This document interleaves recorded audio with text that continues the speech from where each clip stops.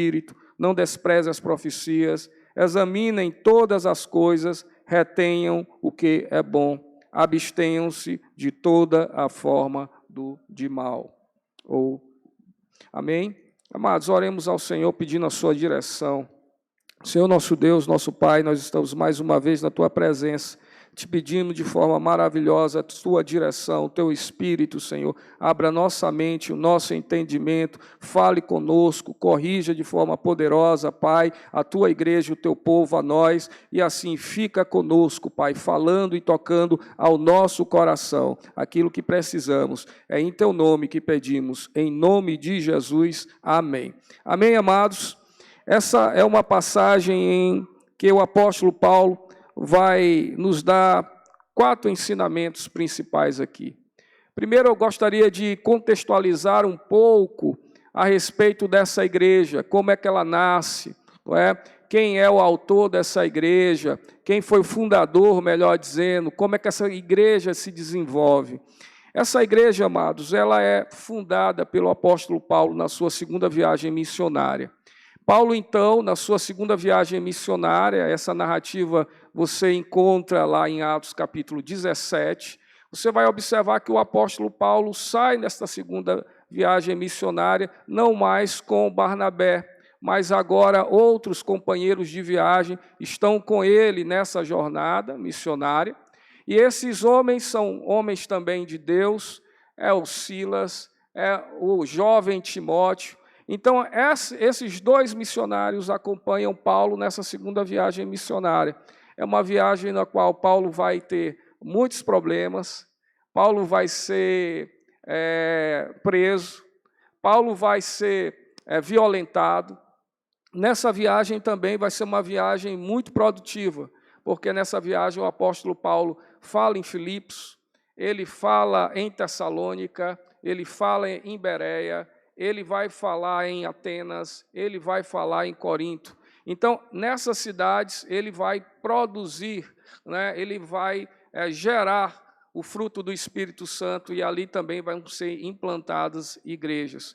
Certo é que essa igreja de Tessalônica é uma igreja que nasce nessa segunda viagem missionária, onde Paulo passa ali 3 semanas, 3 sábados, pregando na sinagoga. Então, ele tem uma abertura na sinagoga, ele prega ali, ele fala do Cristo ressuscitado, fala que Cristo é o Messias, e algumas pessoas dali, alguns judeus, creem nisso, alguns gentios também creem no ato da ressurreição do Cristo ressuscitado, aceitam a Cristo verdadeiro, só que Paulo tem um problema com aqueles que não aceitam a Cristo. Tem um problema com aquele outro ramo do judaísmo que não aceitou a mensagem de Paulo. Isso faz com que Paulo seja expulso daquela cidade, e Paulo deixa ali uma igreja que vai ser exemplo para toda a Macedônia. E é sobre isso que eu quero falar nessa manhã. Uma igreja que, embora muito nova na fé, uma igreja em que o apóstolo Paulo passa ali, alguns dizem que em torno de 1 mês, 2 meses no máximo, pregando o Evangelho de Cristo, mas uma igreja nova na fé, mas uma igreja que aprendeu muito cedo dessa boa teologia e aprendeu também a viver em meio às dificuldades daquela vida que os tessalonicenses estavam, naquele momento, enfrentando. Perseguições estavam vindo.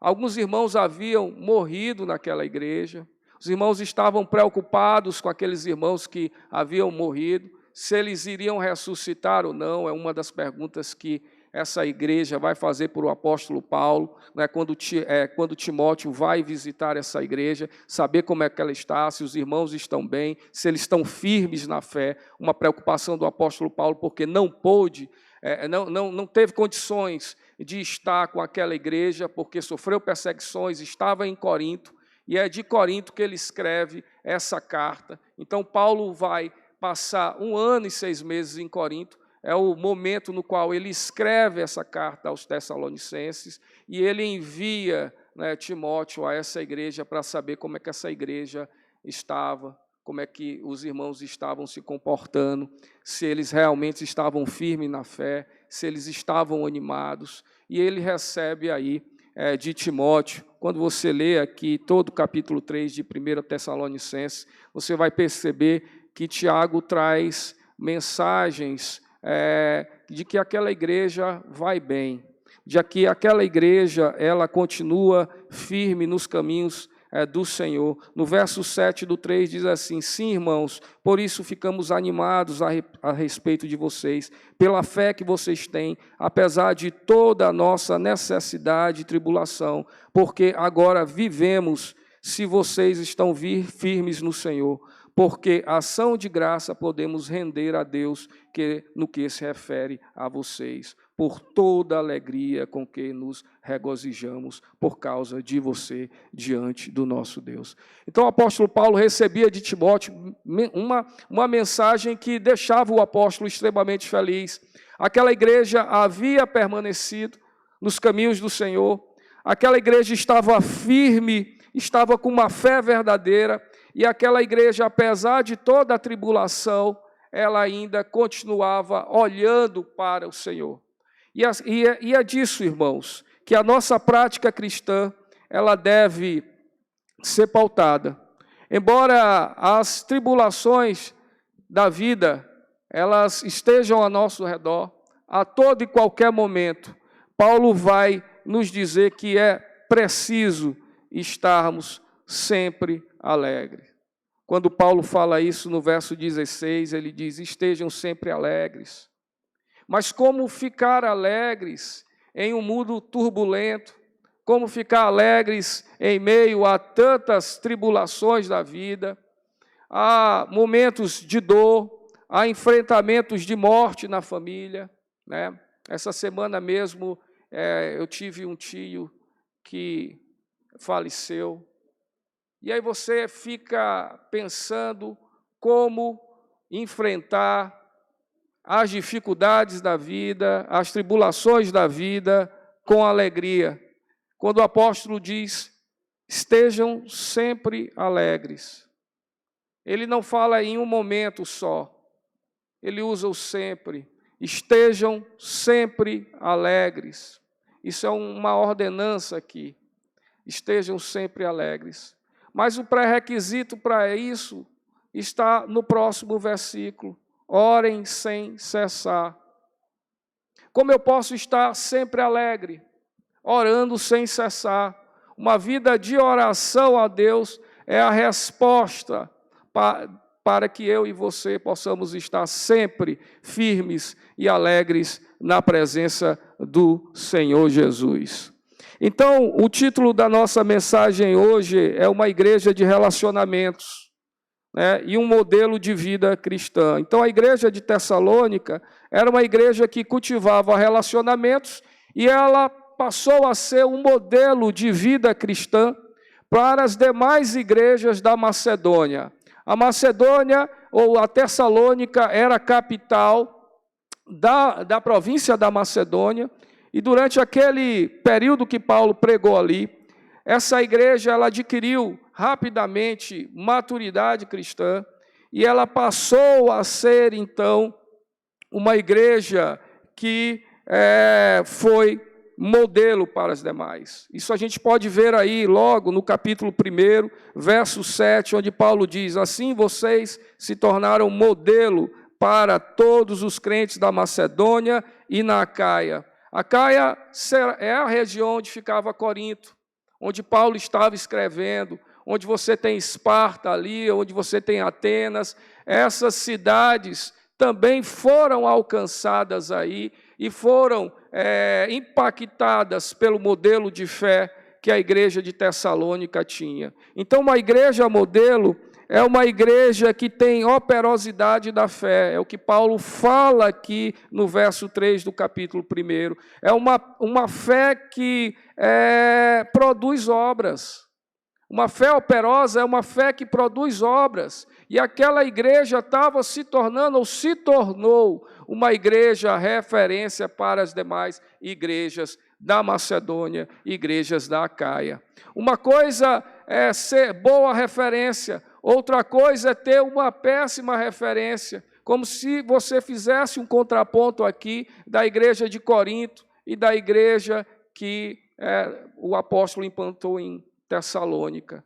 Uma igreja de Corinto onde você tem vários grupos, onde você tem irmão colocando outro na justiça, onde você tem um irmão que estava tendo um relacionamento amoroso com a mulher do seu pai. Então você tem uma série de problemas na igreja de Corinto, uma igreja fundada pelo apóstolo Paulo, uma igreja na qual o apóstolo Paulo passou 1 ano e 6 meses ali, mas uma igreja que tinha problemas com a ressurreição. Capítulo 15 é prova disso, que Paulo gasta um maior capítulo dessa carta para escrever aos coríntios que Cristo ressuscitou. Então tinha problemas sérios em relação à disciplina, tinha problemas sérios em relação à doutrina. Então, uma igreja que foi também implantada pelo apóstolo Paulo, mas tinha uma série de problemas. E, por outro lado, você tem essa igreja de Tessalônica, igreja também implantada pelo apóstolo Paulo, num curto período de tempo, mas uma igreja que se tornou aqui modelo para os crentes da Macedônia e da Acaia. Porque o primeiro ponto é o que Paulo diz, essa igreja ela tinha operosidade da fé, ela tinha dedicação, ela tinha amor e ela tinha firmeza da esperança da volta de Cristo Jesus. Uma igreja que possui todos esses requisitos é uma igreja forte, é uma igreja vigorosa. Portanto, ou também não será uma igreja que não vai ter problemas. A igreja de Tessalônica também tem problemas, mas diferente daquilo que você encontra na igreja de Corinto, a igreja de Tessalônica, ela soube lidar com esses problemas, ela soube ser corrigida e aquela igreja cresceu de forma poderosa para a glória do Senhor.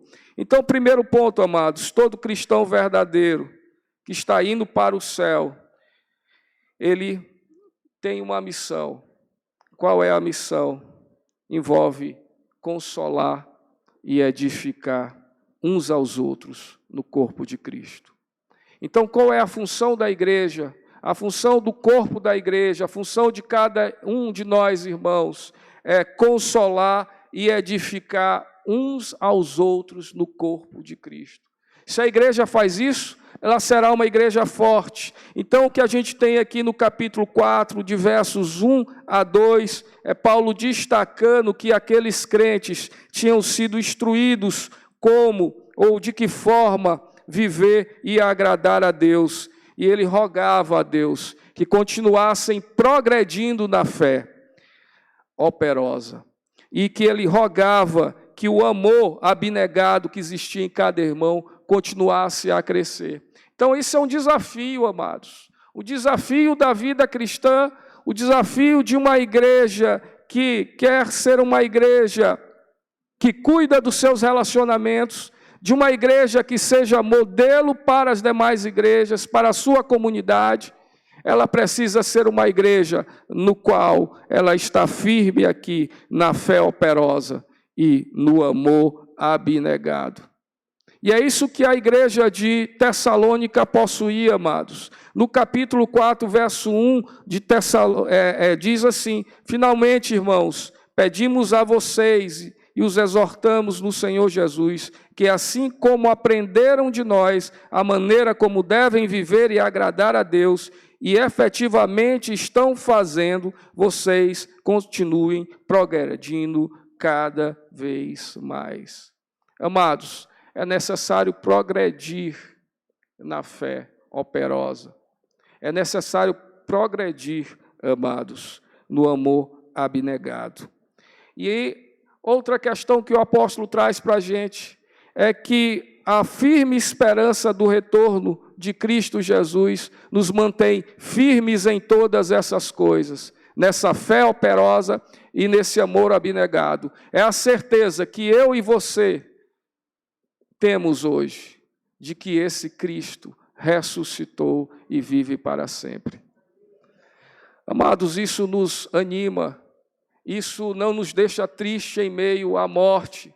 Falávamos ali alguns dias na classe de maturidade, que a morte já não nos traz mais medo. Antes eu tinha muito temor da morte, confesso para os irmãos. Mas hoje, lendo as Escrituras Sagradas com mais afinco, eu tenho essa certeza, amados, de que se eu morrer, eu estarei com Cristo Jesus, esperando aquele grande dia, porque Ele ressuscitou. E essa é a esperança, amados, que está aqui, que o apóstolo diz. É por isso que nós vivemos sempre alegres, ou devemos viver sempre alegres, porque eu sei o quanto é difícil estar alegre a todo tempo, mas isso é uma ordenança, é preciso viver sempre alegre. E quando você tem essa certeza, essa fé genuína em Cristo Jesus, que Ele é o autor da nossa salvação, nós podemos ter, então, uma fé operosa e um amor abnegado. E os tessalonicenses estavam cultivando isso, amados. Os tessalonicenses, eles tinham essa fé operosa, eles amavam ao Senhor Jesus, e o que chama mais atenção ali é o que o apóstolo diz no verso 11, do 1 a 11 do capítulo 5, que Paulo alerta aos tessalonicenses a viverem e vigiarem a todo tempo, a viverem uma vida sóbria, de sobriedade. É necessário, amados, porque as tentações, elas estão ao nosso derredor a todo tempo. É perigoso ficarmos sem vigiar, é perigoso ficarmos sem orar. Tudo isso vai causar sérios problemas à nossa vida, à nossa comunhão, à nossa fé operosa, ao nosso amor abnegado. Amados, e Paulo alerta aqueles cristãos em Tessalônica, chama a atenção para que eles vigiem e sejam sóbrios. Somente assim, amados, vigilantes e sóbrios, eu e você, como igreja de Cristo, podemos nos dedicar ao consolo, à edificação dos irmãos. Somente sendo sóbrios e vigilantes é que eu posso consolar o meu irmão no momento de angústia, no momento de tristeza, no momento em que tudo parece que vai mal. Você já viveu momentos assim, amados? Momentos de tristeza, momentos que parece que todas as portas estão fechadas, momentos que você clama ao Senhor e parece que nada, mas nada mesmo resolve. Parece que o nosso Deus não nos escuta mais, mas Ele, amados, eu quero dizer nesta manhã, Ele está ouvindo o seu clamor. Ele sabe da sua necessidade. Ele sabe de tudo aquilo que você está vivendo. Mas, amados, a mensagem que o Espírito Santo traz para cada um de nós é que possamos viver alegres no Senhor, alegres em todo o tempo, rendendo graça em tudo, não por tudo, mas em tudo, amado. Nós devemos dar graça, mas que isso aconteça, ou para que isso aconteça, eu preciso orar ao Senhor. Amados, nós tivemos aqui esse período de oração, das 7 às 8. Mas eu gostaria que tivesse mais irmãos. Eu gostaria que nós pudéssemos estar clamando muito mais ao Senhor. Eu sei que os irmãos oram no seu lar, os irmãos têm uma comunhão íntima com o Senhor, mas é preciso estarmos juntos, em família, orando ao Senhor, clamando a Ele, para que Ele nos console, porque essa é a função do corpo de Cristo, é que os irmãos estejam sóbrios, vigilantes, mas para que eles possam consolar e edificar uns aos outros. E o apóstolo Paulo nos ensina isso nesse texto, amado. Nesse texto, ele vai nos dar 4 orientações sobre como viver essa vida ou alcançar essa vida de plena de uma fé genuína, de uma fé operosa e que possamos estar sempre firmes e vigilantes. Para isso, o apóstolo Paulo nos deixa aqui 4 orientações. Orientações quanto à nossa liderança. Nós podemos ver isso, amados, no verso 12 ao verso 13 do capítulo 5. Irmãos, pedimos que vocês tenham em grande apreço os que trabalham entre vocês, que presidem no Senhor e os admoestam. Tenham essas pessoas em máxima consideração, com amor, por causa do trabalho que realizam. Vivam em paz uns com os outros. Amados, tudo isso que o apóstolo falou aqui é o primeiro ponto no qual uma igreja acolhedora, uma igreja na qual os irmãos têm comunhão entre eles, no qual existe um cuidado no relacionamento, é preciso primeiro atentar para um cuidado com a liderança da igreja. É preciso que o irmão, ele tenha apreço por quem é o seu líder, quem é o seu pastor, aquele que preside no Senhor, aquele que nos admoesta. É preciso, amados, que essas pessoas sejam tratadas com a máxima consideração e amor. Para que isso aconteça, e eu posso viver em paz. Se tudo isso acontece, a igreja vive em paz. Se eu trato a minha liderança bem, se eu tenho grande apreço por ela, se eu escuto os seus conselhos, essa igreja, então, ela tende a viver em paz. Então, essas orientações que o apóstolo Paulo dá aqui, amados, são orientações dirigidas a todos os cristãos. Ele chama e diz, irmãos, ele está falando comigo, com você, estava falando com aquela igreja naquele momento e agora o Espírito fala a esta igreja. Irmãos, nós devemos tratar com dignidade, com respeito, com máxima consideração todos aqueles que se dedicam à obra do Senhor. Aqueles homens, aquelas mulheres que pedem noites de sono, preparando o estudo, orando ao Senhor, se dedicando à obra do Senhor. É preciso, amados irmãos, que a igreja do Senhor, ela tenha alto apreço por essa liderança. E é o que Paulo falava, aquela igreja jovem ainda. E no capítulo 3 ele vai dizer, olha, eu tive que sair daí, é como se ele estivesse dizendo, corrido, às pressas, eu não pude voltar, Satanás me impediu, não, eu tentei mais de uma vez, não consegui chegar, mas eu estou enviando Timóteo, eu estou preocupado com essa igreja, eu amo esta igreja, eu oro por essa igreja. Paulo tinha extrema consideração por aqueles irmãos, estima, e ele esperava que aqueles irmãos também o estivessem orando pelo apóstolo Paulo, orando pelo seu ministério. E é sobre isso, amados. É sobre relacionamentos. É termos uma comunhão entre irmãos.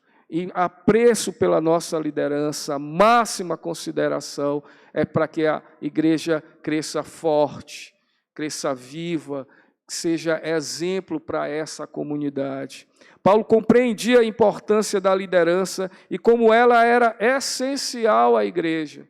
Então, uma liderança é essencial, amados. Essa liderança que ensina, essa liderança que traz uma boa teologia, essa liderança está com você no momento de dor, onde o apóstolo está dizendo, aquele momento onde você vai ser consolado, aquele momento onde você vai crescer, onde ele vai orar junto com você. E o apóstolo Paulo, então, compreendia isso. E afirmava e dizia, máxima consideração às nossas lideranças. Porque Paulo sabia, Paulo foi extremamente ofendido, não por essa igreja, mas como eu falei, pela igreja de Corinto, foi acusado de ser um falso mestre. Essa igreja também, quem sabe, estava pensando, Paulo nos abandonou, Paulo pode ser um mercenário, fundou a igreja aqui, estava recebendo recursos da igreja de Filipos.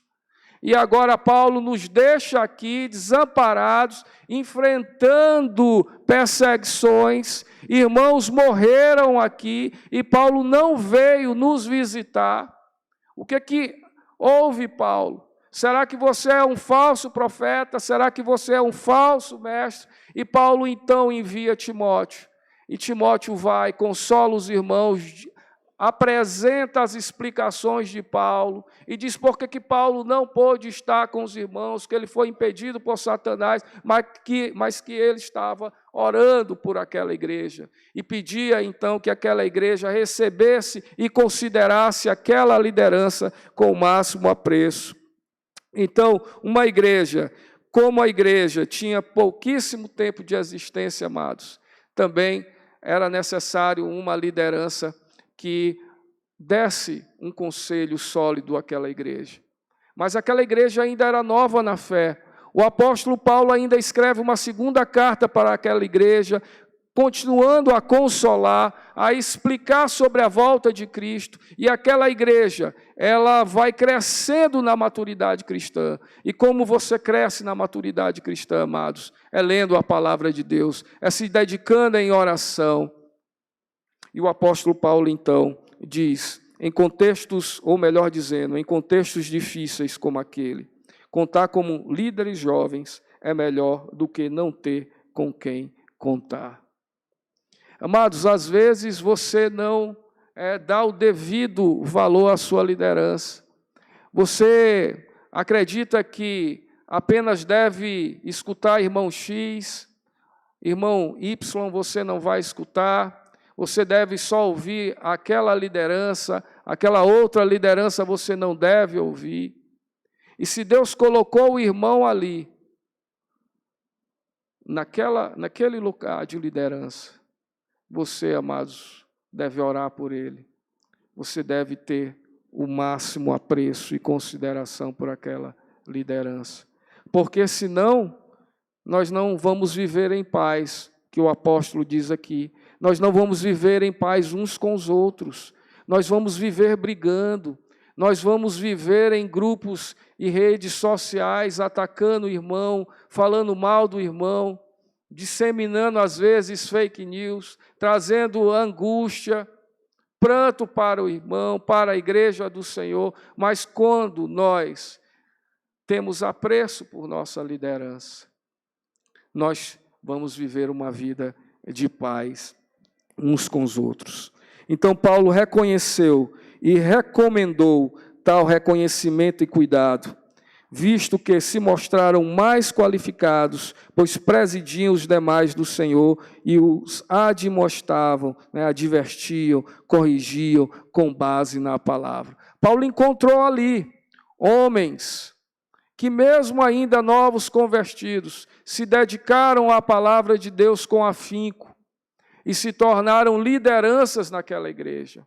Amados, muitas vezes nós não crescemos em maturidade cristã porque não dedicamos tempo à oração, ao estudo da palavra.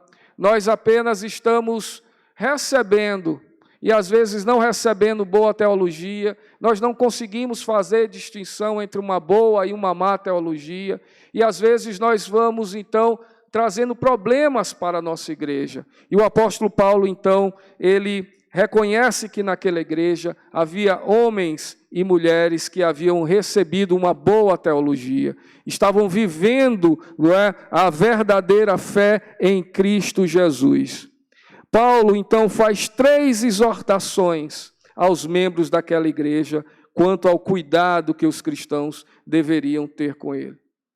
A primeira exortação, deveriam reconhecê-los com distinção, dar atenção com respeito, com consideração. Segundo, deveriam tratá-los com distinto amor.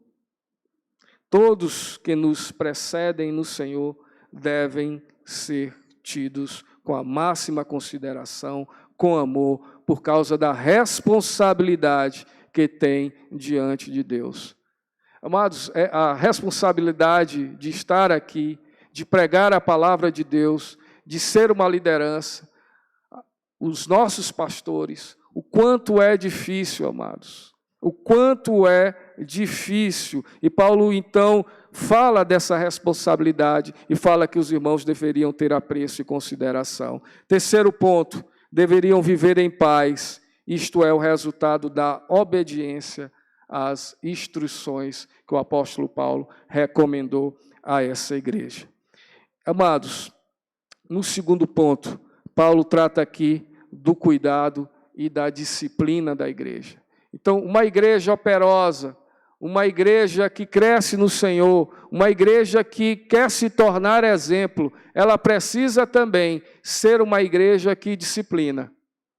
Parece duro a gente falar, às vezes, aqui, a gente não fala mais na disciplina na igreja, isso pode, às vezes, causar, alguns dizem, um certo constrangimento. Não devemos falar, deve ser coisas de bastidores, mas o apóstolo Paulo fala aqui, para que a igreja, ela seja uma igreja viva, que tenha uma fé operante, ela precisa também ser uma igreja que tenha o cuidado com a disciplina. Nos versos 14, amados, a 15, Paulo diz assim: também exortamos vocês, irmãos, a que admoestem os que vivem de forma desordenada, consolem os desanimados, amparem os fracos, sejam pacientes com todos, tenham cuidado para que ninguém retribua aos outros mal por mal. Pelo contrário, procurem sempre o bem uns dos outros e o bem de todos. Paulo agora foca nos membros dessa igreja. O que o apóstolo Paulo está dizendo aqui? Que havia irmãos que tinham problemas sérios nessa igreja. Quem são eles? São os irmãos insubmissos. Paulo diz assim, dentro daquela igreja ou dentro de determinadas igrejas vai haver irmãos insubmissos. Irmãos que vão resistir ao exercício da autoridade pastoral, vão negligenciar suas funções, são extremamente críticos, indisciplinados, desobedientes, protagonizam escândalos e divisões. Nós já vimos isso acontecer em algumas igrejas. O apóstolo Paulo está dizendo, olha, existem irmãos que são insubmissos. Esses irmãos precisam ser tratados. Esses irmãos insubmissos que resistem ao exercício da autoridade pastoral, aqueles que trazem escândalo à igreja, divisões, mas existe outro grupo, que Paulo trata também aqui no verso 14, são os desanimados. Paulo, a gente já falou, sejam sempre alegres, mas além dos insubmissos, a igreja também tem desanimados. A igreja é uma igreja formada, algumas vezes, por pessoas que estão cansadas, estão tristes, desanimadas, são medrosas excessivamente, são tímidas, são alheios às experiências da igreja, não têm coragem para correr risco. Muitas vezes nós nos encontramos nessa categoria aqui. Muitas vezes nós estamos fortes, nós estamos firmes, com uma fé operosa, mas, um momento ou outro, nós caímos nessa categoria aqui, de desanimados. Nós começamos a ficar medrosos, tímidos. Nós começamos a ficar com medo de correr risco pelo bem comum. Nós começamos a ficar extremamente reservados. A pandemia está aí, mostrou. Os irmãos estão cada vez mais reservados, mostrando que os irmãos, alguns, estão cansados, estão desanimados. E existem os fracos. Além dos desanimados, existem os fracos. Quantas vezes, amados, nós também nos encontramos fracos? São aqueles crentes que ainda estão espiritualmente imaduros, melindrosos, aqueles crentes que se escandalizam por tudo, aqueles crentes que cedem facilmente às tentações, são inconstantes na fé, nos compromissos, não possuem discernimento bíblico. Esses crentes, amados, eles precisam de cuidado, já o apóstolo Paulo vai falar qual é o cuidado para cada uma dessas categorias. E o apóstolo Paulo cita uma quarta categoria, que são os demais. Ele fala, olha, tem o submisso, tem aquele que é desanimado, tem o fraco e tem os demais. Quem são esses? E aqui ele vai incluir as pessoas que não demonstram maturidade suficiente para ajudarem os outros no caminho da fé. Lembra qual foi a primeira questão tratada aqui? Ajudar os irmãos cansados, desanimados. E o apóstolo Paulo fala, olha, tem os demais, aqueles irmãos que não têm coragem suficiente de ajudar o irmão desanimado. A ajudar o irmão a se fortalecer na vida cristã básica. Mas o apóstolo Paulo também vai recomendar a cada um desses irmãos uma orientação. Como cuidar destes? O apóstolo Paulo também nos explica aqui, nesse verso 14 ao 15. Aos insubmissos, admoeste, advirta, confronte. Para esses irmãos insubmissos, confronte, é o que o apóstolo Paulo está dizendo, admoeste, faça isso, esse é o conselho do apóstolo Paulo.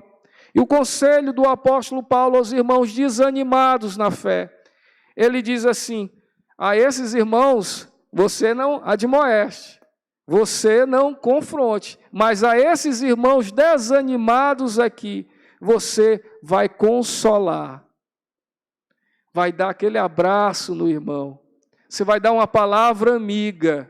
Quantas vezes, amados, uma palavra amiga, um abraço daquele irmão, um sorriso, ele não te disse nada, mas ele te deu um sorriso, ele te deu um abraço, e é disso que o apóstolo Paulo está falando.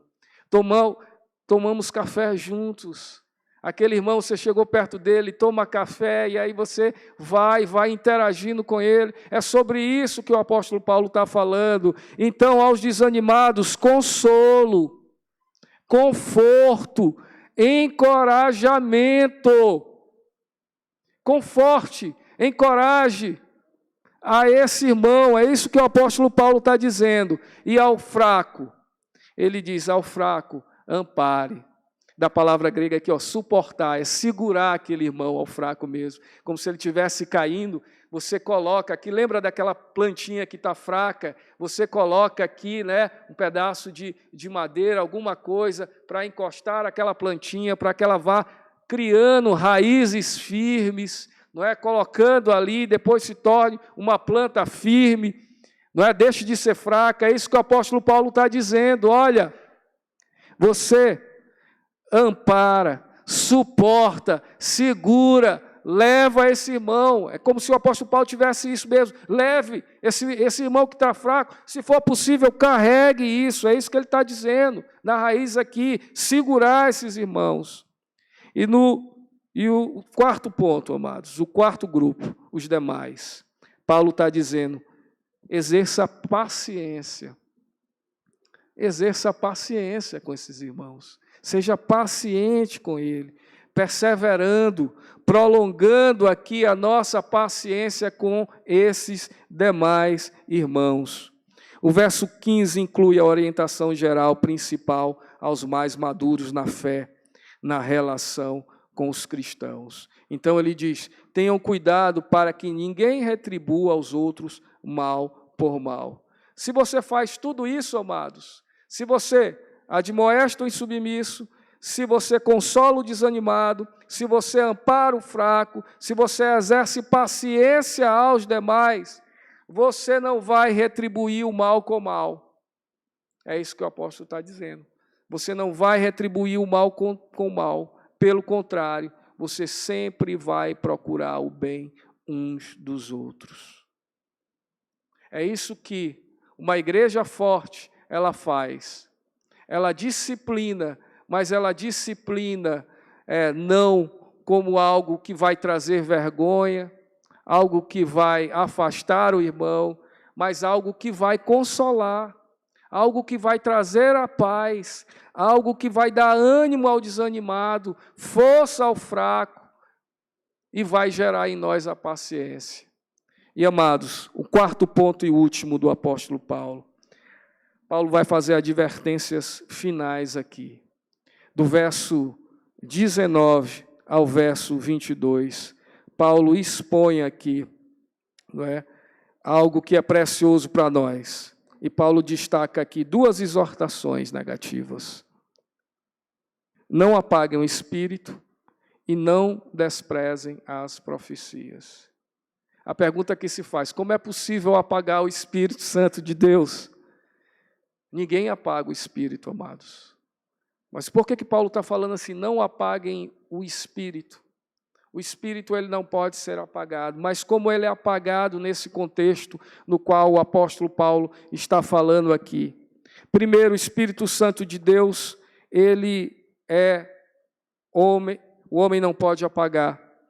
O Espírito Santo de Deus, ele age através da verdade revelada da sua palavra.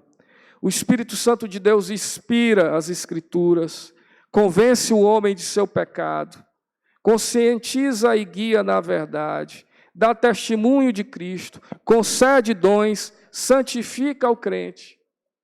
Então, o Espírito Santo de Deus, ele não pode ser apagado. Mas como ele é apagado, Paulo? Quando nós impedimos dele operar. Quando a igreja, ela despreza as profecias. Quando a igreja despreza a palavra. Quando se fala em profecia aqui, no Novo Testamento, está falando no estudo sistemático da palavra. A palavra que era revelada, o mistério revelado, Cristo ressuscitado, né? E Paulo, então, diz assim, não apaguem o Espírito, porque ele vem do desprezo às profecias. O que o apóstolo Paulo também nos recomenda aqui, e nos adverte, é que devemos examinar todas as coisas. Toda teologia que venha até nós, ela deve ser examinada. Toda profecia que venha até nós, ela deve ser examinada.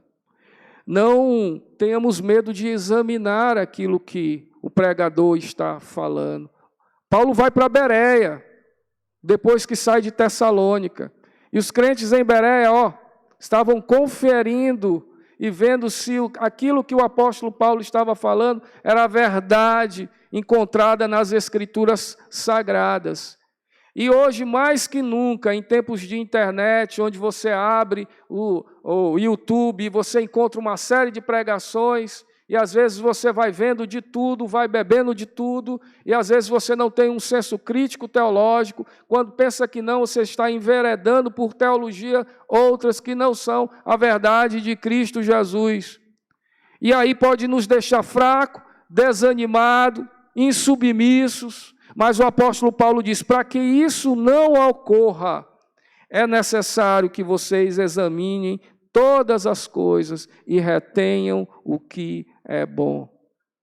Se a igreja reter o que é bom, a boa teologia, o bom ensino da Escritura Sagrada, nenhum desses problemas, eu não digo nenhum, mas vai ocorrer com menos frequência, porque a igreja vai reter o que é bom. E para encerrar, amados, o apóstolo Paulo diz, abstenham-se de toda a forma de mal. Se eu e você nos afastarmos de toda a forma de mal, nós vamos estar caminhando para sermos crentes maduros, fortes, crentes que sabem consolar os irmãos no momento de tristeza, no momento de falta de fé, no momento de desânimo. E para resumir, o que o apóstolo Paulo fala aqui, amados, dos versos 12 ao 22, Paulo vai ou instruiu os crentes como deveriam consolar e edificar uns aos outros em face da iminente volta do Senhor Jesus. Um ponto importante aqui, essa carta toda vai falar da volta do Senhor Jesus. E por que eu tenho a certeza, a alegria, me torno forte, alegre? Porque eu tenho essa certeza que Cristo um dia vai voltar. A sua volta é eminente. Então, Paulo pede que aqueles irmãos tenham apreço pelos seus líderes, nós vimos isso no verso 12 a 13. Paulo admoesta os que vivem de forma desordenada. Paulo pede que console os desanimados, ampare os fracos, sejam pacientes com todos, não retribua mal com mal. Paulo vai continuar dando ordens atemporais aqui. Não apague o espírito. Como fazer isso a gente viu.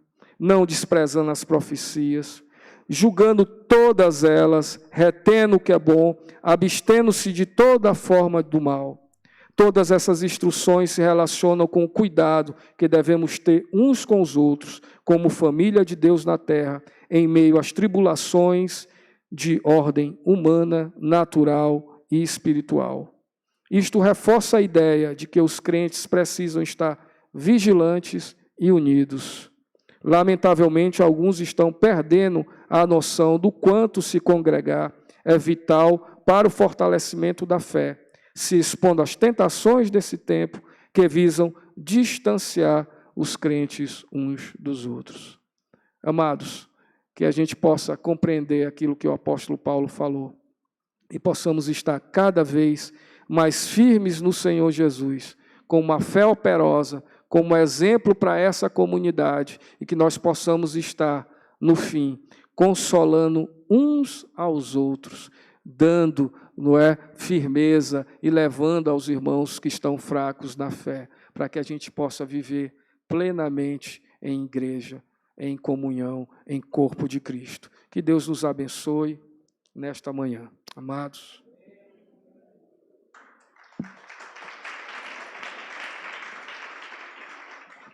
Amém, glória a Deus, né? Quem foi abençoado, dê um glória a Deus aí bem forte. Aleluia. Queremos agradecer, né, o irmão Marcos, abençoado, nosso professor de maturidade cristã, viu, gente? Ele e o pastor Willas têm aí abençoado muito a nossa turma de maturidade cristã. Queria convidar a irmã Gabriela para dar uma lembrancinha, tá? Lembrando que é o Dia da Educação Teológica, então o Ministério de Ensino, sim, receba. Obrigada pela sua atenção e carinho.